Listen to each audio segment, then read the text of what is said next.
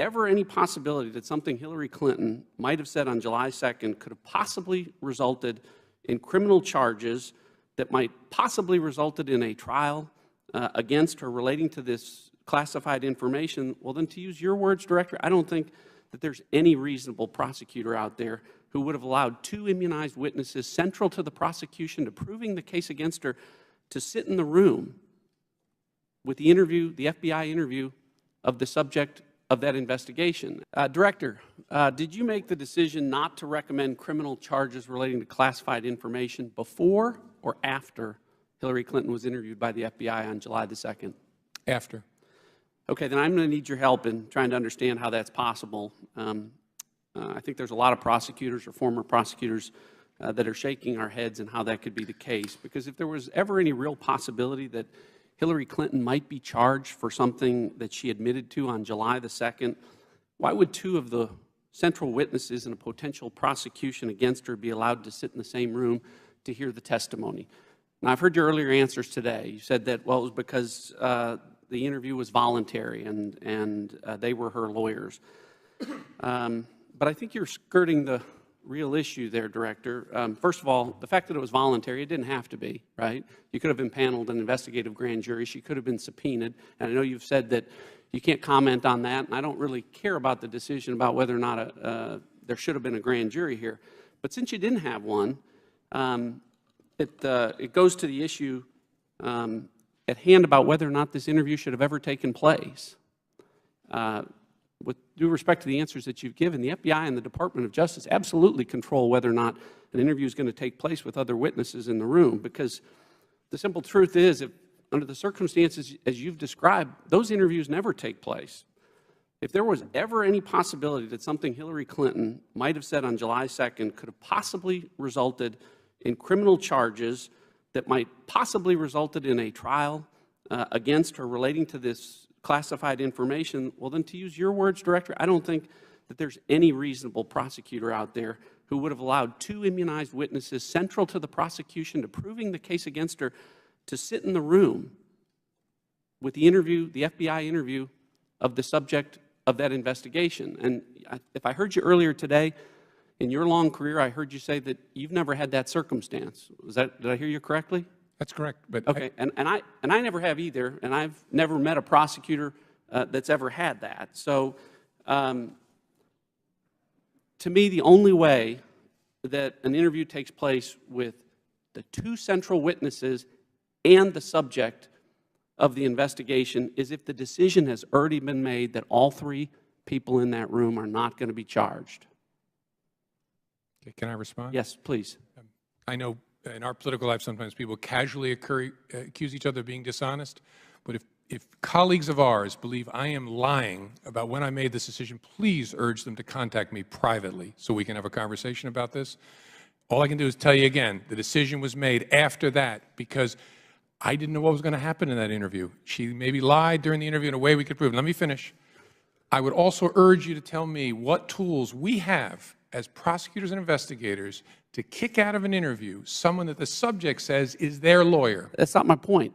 The interview never should have taken place if you were going to allow the central witnesses that you needed to prove the case to sit there and listen to the testimony that the subject was going to give. It never happens. It never happened to you, and it's never happened to me or any other prosecutor that I've met. And I know you've defended the people that were involved in this as being great, but if it's never happened, I wonder why this is a case of first precedent with respect to that practice that you and I have never seen in our careers. You and I don't control the universe of what's happened. I suspect it's very unusual.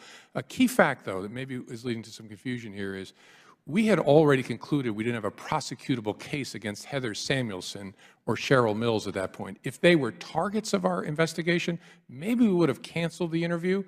But frankly, our focus was on the subject. The subject at that point was Hillary Clinton. All right, let me move on. According to the FBI's own documents, Paul Gambetta was, in his first interview on February the 18th, told FBI agents that he had no knowledge about the preservation order for the Clinton emails, correct? I don't know the dates of that, but I'm sure it's in the 302. Okay, but then 2.5 months later, on May the 3rd, his second interview, he made a 180-degree turn. And he admitted that, in fact, he was aware of the preservation order, and he was aware of the fact that that meant that he shouldn't disturb the Clinton emails, correct? Yep. Okay, well then I need your help again here, because when I was at the Department of Justice, your reward for lying to federal agents was an 18 U.S.C. 1001 charge or potential obstruction of justice charge. It wasn't immunity. Depends on where you're trying to go with the investigation. If it's a low-level guy and you're trying to move up in the chain, you might think about it differently. Well, he lied to an FBI agent. You don't think that's important? Oh, it's very important. Happens all the time. Unfortunately, it's very, very important. Sometimes you prosecute that person and end their cooperation. Sometimes you try and sign them up.